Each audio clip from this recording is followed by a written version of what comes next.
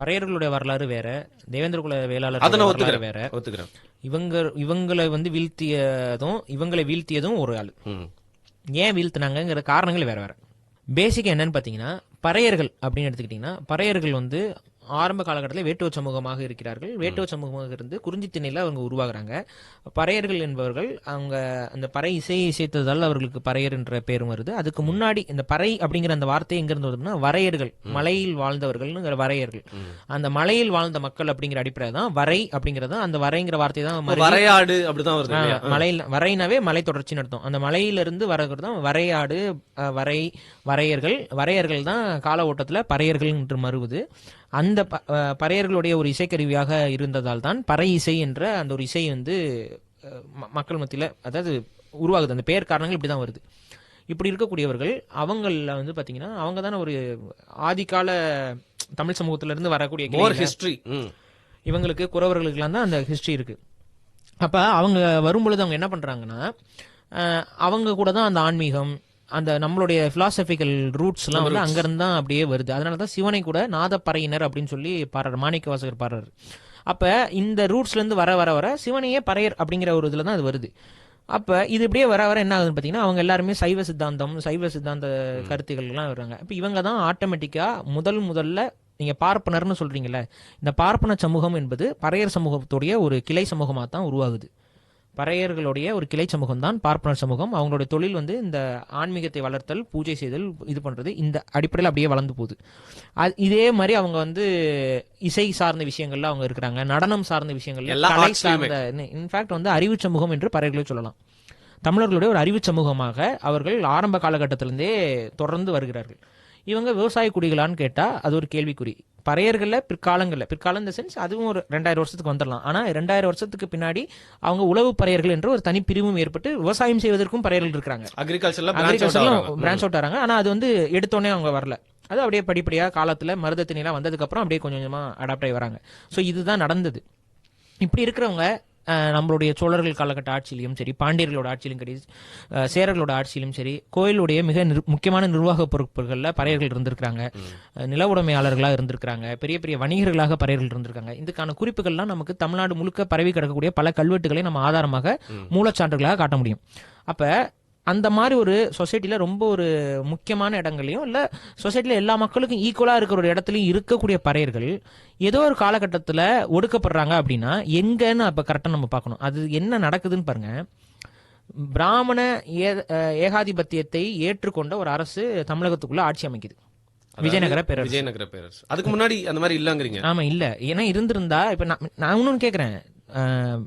இன்னைக்குமே நம்ம ஊர் கோயில்கள்ல பல இடங்கள்ல பறையர்கள் பூசாரிகளாக இருக்கிறாங்க, புரியுதுங்களா? அப்ப இது பல குலதெய்வ கோயில்கள்ல பூசாரிகளாக பறையர்கள் இருக்கிறாங்க. அங்கெல்லாம் அந்த மாற்றமே ஏற்படலையே. ஆனா பெருங்கோயில்கள், இந்த அரசர்களுடைய கட்டுப்பாட்டில் இருந்த கோயில்கள் மட்டும் மாற்றி அமைக்கப்பட்டிருக்கு. அந்த கோயில்களுக்குள்ள வரவே கூடாதுன்னு ஒரு ரெஸ்ட்ரிக்ஷன் ஆர்டர் இவங்களுக்கு போடுறாங்கன்னா, ஒதுக்கப்பட்டிருக்காங்க. கோயிலுக்குள்ள நீ வரவே கூடாதுன்னா வந்துகிட்டு இருக்கவங்கள தானே நீ வரவே கூடாதுன்னு சொல்லுவ. காலங்காலமா வராம இருந்தவங்கள நீங்க அதை பத்தி பேசிக்கவே மாட்டீங்களே. வீட்டுக்கு வராதவன ஏன் வராதுன்னு சொல்ல முடியும்? வந்துகிட்டு இருக்கவன நீ வரவிடாம தடுக்கிறதுனால தானே நீ வரக்கூடாதுன்னு சொல்லி சட்டம் போடுற. புரியுதா நான் சொல்றது? அப்ப வந்துகிட்டு இருந்திருக்காங்கல்ல ஏதோ ஒரு டைம்ல. சோ அது எந்த டைம்? அப்பதான் ஆய்வு செஞ்சு பார்க்கும்போது சோழர் காலகட்டத்துல அவங்க வந்துட்டு இருந்திருக்காங்க, பாண்டியர் காலகட்டத்துல அவங்க வந்துட்டு இருந்திருக்காங்க, மூவேந்தர்கள் காலகட்டத்துல வந்திருக்காங்க, பல்லவர் காலகட்டத்துல வந்திருக்காங்க. இவங்கெல்லாம் இருந்த காலகட்டங்கள்ல எல்லா நாளும் வந்திருக்காங்க. ஆனா கரெக்டா ஒரு 500 ஆண்டுகளுக்கு முன்னாடி விஜயநகர பேரரசு காலகட்டத்துல அவங்க வரவிடாமல் தடுக்கப்படுறாங்க அப்படின்னா நீங்க தான் சட்டத்தை ஈட்டிருக்க முடியும். உங்க காலகட்டத்துக்கு பின்னாடி தான் சாதிய தீண்டாமை. அவங்களுக்கு பறையர்கள் மேல குறிப்பா என்ன அவங்களுக்கு காரணம் என்ன அப்படின்னா, அவங்க பிராமணர்களுடைய பேச்சை கேட்டுட்டு கோயில்கள் எல்லாம் பிராமணர்களுடைய கட்டுப்பாட்டுக்குள்ள இருக்கணும்னு சொல்லிட்டு அவங்க வராங்க. அப்ப அந்த டைம்ல கோயில்கள் எல்லாம் யாரோட கட்டுப்பாட்டுல இருக்குன்னா பறையர்களோட கட்டுப்பாட்டுல இருக்கு. சோழர்களும் பாண்டியர்களோட காலகட்டத்துல பறையர்கள் தான் கோயிலுடைய நிர்வாக பொறுப்புகள்ல நிறைய பேர் இருக்காங்க. ஆப்போசிட்டா இருந்திருக்கு. அப்ப என்ன பண்ண, இவங்க எல்லாம் அனுப்பிட்டு தானே நீங்க உள்ள இன்னொருத்தரை கொண்டு வர முடியும். அப்ப என்ன பண்ண முடியும்? நீ இந்த பக்கம் வரவே கூடாதியா, இது எங்க உரிமையா, ஒன்ன நான் விரட்டுவேன் நீ வந்தினா. இப்ப புரியுதா அந்த வயலன்ஸ் எங்க இருந்து ஸ்டார்ட் ஆகும்னு? அப்படிதான் ஆரம்பிச்சிருக்கு. அப்ப கொஞ்சம் கொஞ்சமா படிப்படியாக இவங்க அந்த கோயிலெல்லாம் ஆக்குபை பண்றாங்க. அந்த கோயில்ல வந்துட்டு பறையர்கள் இவங்களோட வாழ்வியல், இவங்களோட இதுக்குள்ள இருந்துட்டு இவங்க ஆன்மீகத்தில் இருக்கிறத பிராமணர்கள், வெளியிலிருந்து வந்த பிராமணர்கள், அது தமிழ் பார்ப்பனர்களா சொல்லல, தமிழ் பார்ப்பனர்கள் பறையர்களுடைய ஒரு கிளை இனமே. சோ இந்த வெளியிலிருந்து வந்த பிராமண சமூகம் வந்து உள்ள வரும் பொழுது பறையர்கள் அவங்களுக்கு டைரக்ட் ரைவலா இருக்காங்க. ஏன்னா அதே பிசினஸ்ல அவங்க இருக்காங்க. The same business. அவங்க என்ன கோயிலுக்குள்ள வந்து உட்காந்துட்டு கோயிலை வந்து நிர்வகிக்கிற பொறுப்புகளை எடுத்துட்டு அவங்க அரசர்களோட நெருக்கம் காட்டுறாங்க. அதே இதுதான் பறையர்கள் அந்த காலத்துல செய்யறாங்க. Same occupation. சோ இந்த இதுல இவங்க உள்ள வரும்போது இவங்கள தான் அப்புறப்படுத்த வேண்டியதா இருக்கு. அப்ப இவங்கள அப்புறப்படுத்துறாங்க. எப்படி மருத்துவர்களை அப்புறப்படுத்தினாங்களோ அதே மாதிரி இவங்கள அப்புறப்படுத்துறாங்க. அதே போல நீங்க வந்து இப்ப தமிழ் நெசவாளர்கள் இருக்காங்கல்ல, தமிழ் நெசவாளர்களை அப்புறப்படுத்துறதுக்கு வந்து சௌராஷ்டிரர்களை கொண்டு வந்து குடியமர்த்தினது யாரு? விஜயநகர பேரரசு தானே. நான் கேட்கிறேன், தமிழ்நாட்டுல நெசவு செய்யறதுக்கு காஞ்சிபுரம் பட்டுக்கிட்டு எல்லாத்தையும் செய்யறதுக்கு ஆள் இருக்கும்போது சௌராஷ்டிரர்களை கூட்டிட்டு வர வேண்டிய அவசியம் என்ன வந்துச்சு? ஒழிச்சு விடணும். நீங்க ஆல்ரெடி இங்க ஒரு ஒர்க்கிங் கம்யூனிட்டி இருக்கு. அந்த ஒர்க்கிங் கம்யூனிட்டிக்கு பதிலா இன்னொரு ஒர்க்கிங் கம்யூனிட்டியை கொண்டு வந்து, அது வட இந்தியாவில வந்து அவ்வளவு அன்னைக்கு அந்த காலகட்டத்துல அத்தனை பேர் கொண்டு வந்து குடியமர்த்தணும்னா அப்ப நோக்கம் என்ன? அதாவது டி நகரை ஃபுல்லா காலி பண்ணிட்டு ஒரே மால் வந்து நார்த் இந்தியால வந்துச்சுன்னா அதுக்கு நோக்கம் என்ன? ஒருத்தர்கிட்ட இருந்து அடிச்சு பிடிங்க இன்னொருத்தரை கொண்டு வரதானே. இதுதானங்க கணக்கு. அதை பண்ணிருக்கீங்க அந்த காலத்துல. அதான் பறையர்கள் நடந்திருக்கு. பறையர்களுக்கு அதான் நடந்துச்சு. அப்ப கோயிலுக்குள்ள நீ வரக்கூடாதுன்னு சொல்லி அவங்கள விரட்டி அடிக்கப்படுறாங்க, அவங்க பிரச்சனைக்கு உள்ளாக்கப்படுறாங்க. இதுதான் நடந்தது. இதன் மூலமாக அவங்களுடைய தொழில் அவங்க இழக்கிறாங்க. முதல்ல தொழில் இழக்கும் போது அடுத்து அவங்களுடைய நிலங்கள், அவங்களுடைய வளங்கள், அதுக்கப்புறம் அவங்கள வந்து தொடர்ச்சியாக செயல்படக்கூடிய எல்லா இடங்களையும் அவங்களுக்கு செக் வச்சுட்டே இருந்தா எத்தனை ஜெனரேஷனுக்கு அவங்க இருக்கிற சொத்தை வச்சுட்டு பாதுகாத்துட்டு இருக்க முடியும்? கொஞ்சம் கொஞ்சமா உடைய ஆரம்பிப்பாங்களா? எவ்வளவு சொத்து இருந்தாலும் கொஞ்சம் கொஞ்சமா அவங்களுடைய பொருளாதாரத்தை இழக்க ஆரம்பிக்கிறாங்க. சோ இந்த டைம்ல வந்து ஏன் மித்த சமூகம்ல என்ன பண்ணிடுச்சு? எல்லா சமூகமும் அடிமையா தான் கிடந்துச்சு. ஒவ்வொருத்தரும் ஒவ்வொரு விதமா அடிமையா கிடக்குறான். படை சமூகங்கள் எல்லாத்தையும் அழிச்சிட்டு தானே இவங்க உள்ள வந்திருப்பாங்க. குற்ற பரம்பரையா பின்னாடி எப்படி ஆக்கப்பட்டாங்களோ அது மாதிரி ஒவ்வொரு சமூகமும் ஏதோ ஒரு விதத்தில் பாதிப்புக்குள்ளாயிருக்கு. ஏன்னா நம்ம அடி வாங்கிட்டு இருக்கோம். அப்ப ஒரு சமூகம் இந்த மாதிரியான ட்ராக்ல அடி வாங்கியிருக்கிறாங்க. புரியுதுங்களா? இப்படி போறாங்க. ஒரு சில சமூகங்கள் வந்து நில உடைமை சமூகங்கள், ஒரு சில வெள்ளாளர் சமூகங்கள், இப்ப எங்களை மாதிரியான உடையார்கள், அதுக்கப்புறம் வந்து மூப்பனார்கள், அதுக்கப்புறம் இன்னும் கொஞ்சம் நிலம் இருக்கக்கூடிய முக்குளத்தோர், இவங்கெல்லாம் வந்து என்ன பண்றாங்கன்னா இவங்க நில உடைமையாளர்களா இருக்கிறாங்க. இவங்க கிட்ட படைபலம் இதுவும் கொஞ்சம் இருக்கு. அவன் என்ன பண்றான், இவங்களெல்லாம் முழுமையா அழிச்சிடலாமா இல்ல இவங்கள நமக்கு அசோசியேட் பண்ணிக்கலாமான்னு பாக்குறான். யாரெல்லாம் இந்த சமூகங்களுக்குள்ள அவனை எதிர்த்து சண்டை போட்டாங்களோ அவங்களெல்லாம் அழிக்கிறான். யாரெல்லாம் சண்டை வேணாம்ப்பா நியூட்ரலா போயிடலான்னு இருக்காங்களோ அவங்களெல்லாம் கூட வச்சுக்கிறான். புரியுதுங்களா? அப்படிதான் இவங்க தப்பிச்சிருக்காங்க. அப்படி தப்பிச்சவங்க தான் மித்தவங்கலாம். இவங்களையும் இவங்க சமூகத்திலையும் கண்டிப்பா சில தலைவர்கள் வந்து அவங்களுக்கு எதிராக சண்டைக்கு போனவன் இருப்பான், போருக்கு போனவன் இருப்பான். அவங்க சமூகம்லாம் சேர்ந்து கொன்றொழிக்கப்பட்டிருக்கும். அதான் நடந்திருக்கு வரலாறுல. தப்பிச்சு பொழைச்சவன் மிச்சம் இருக்கிறான். இவங்கிட்டையும் பிற்காலங்களில் தொடர்ச்சியா சண்டைகள் நிறைய இடத்துல நடந்துகிட்டே இருக்கு. கொஞ்சம் கொஞ்சமா நடக்குது. அப்ப அது எல்லாத்தையும் மீறி அவங்க என்ன பண்றாங்க? இது சிம்பிள்ங்க. ஒரு ஃபாரின் இன்வேஷன் நடந்தா என்ன நடக்குமோ அதான் நடந்திருக்கு. டிவைட் அண்ட் ரூல் நடந்திருக்கு. இவங்களுக்கு சண்டை முட்டி விடுறது இதெல்லாம் நடக்குது. அப்ப அவங்களுடைய தாட் ப்ராசஸ் அடுத்து நம்ம கிட்ட இப்ப இன்னைக்கு வெள்ளக்காரன் வந்துட்டு போனதுக்கு அப்புறம் நம்ம வெள்ளக்காரனா மாறிட்டு இருக்கோம்ல, அதே மாதிரி அவங்களுடைய பிலாசபி, அவங்களோட ஐடியாலஜிஸ் எல்லாம் கொஞ்சம் கொஞ்சமா இந்த தமிழ் மண்ணில் வந்து விதைக்க ஆரம்பிச்சிட்டாங்க. அப்ப பறையர்களுடைய டைரக்டான தொழில் இருந்து அவங்க ஓரங்கட்டப்படுறாங்க. அதே போல தேவேந்திர குல வேளாளர்கள் அவங்க விவசாய சமூகமா இருக்காங்க, பெரும்பான்மை சமூகமா இருக்காங்க.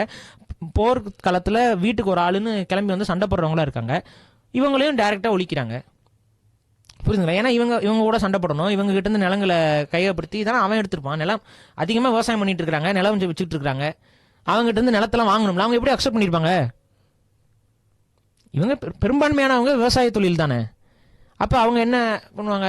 இது என்னோட நிலம், எப்படி நான் விட்டு கொடுப்பேன்னு சொல்லியிருப்பாங்க. அப்ப என்ன ஆகும்? அதெல்லாம் முடியாது, உங்ககிட்ட இருந்து வாங்கி தான் ஆகணும்னு சொல்லிட்டு அவங்க அடிச்சு பிடிங்கிருப்பாங்க. அதுக்கு எதிராக சண்டை போட்டிருப்பாங்க. அதுல பாதி பேர் செத்துருப்பாங்க. வேற வழியில வாழ்ந்தா போதும்னு நினைக்கிறவங்க அடிமைப்பட்டு போயிருப்பாங்க. இதுதான் நடந்துச்சு. அப்ப இவங்களோட பொருளாதாரம் என்பது கொஞ்சம் கொஞ்சமாக அவர்கிட்ட இருந்து பறிக்கப்பட்டுருச்சு. பொருளாதாரம் பறிக்கப்பட்ட உடனே simple as that time will take the இந்த டேமேஜை ஏற்படுத்திடும். பொருளாதாரம் இல்லைன்னா அதுக்கப்புறம் எத்தனை நாளைக்கு மதிப்பீங்க? அது நீ எந்த சமூகமா இருந்தாலும் இப்போ ஒண்ணுமே இல்லைங்க. இப்ப ரோட்ல ஒரு பிச்சைக்காரர் இருக்காரு, அவரை வந்து எல்லாரும் மதிக்கிறீங்களா? அவர் என்ன சமூகம்லாம் கேட்டுட்டா போய் மதிக்கிறீங்க? அவன் என்ன இருந்தாலும் பிச்சைக்கார பையன், அவன் என்ன வேணாலும் இருந்துட்டு போகட்டும். இல்ல அவர் பிச்சைக்காரர், ஆனா அவருடைய சாதி என்ன நீ யாராவது யோசிக்க போறானா? காது சவுக்குது. பொருளாதாரம் இல்லைன்னா அருளுள்ளாருக்கு அவ்வுலகம் இல்லை, பொருளுள்ளாருக்கு இவ்வுலகம் இல்லைங்கிற கான்செப்ட் தான். பொருளாதாரத்தை புடுங்கிட்டாங்க அப்படின்னா no one will respect us. Okay, ஒரு சின்ன கேப்சூல் தான், அதுக்குள்ள தான் வந்து எல்லாத்தையும் உள்ள அடக்கி நம்ம வந்து. அப்ப இது என்னன்னா, நான் என்ன சொல்றேன்னா, பொருளாதாரத்தை இழந்த சமூகங்கள் கால ஓட்டத்துல அவங்களுடைய வரலாற்றையும் இழந்து விட்டார்கள். கல்வி அறிவு மறுக்கப்பட்டுருச்சு.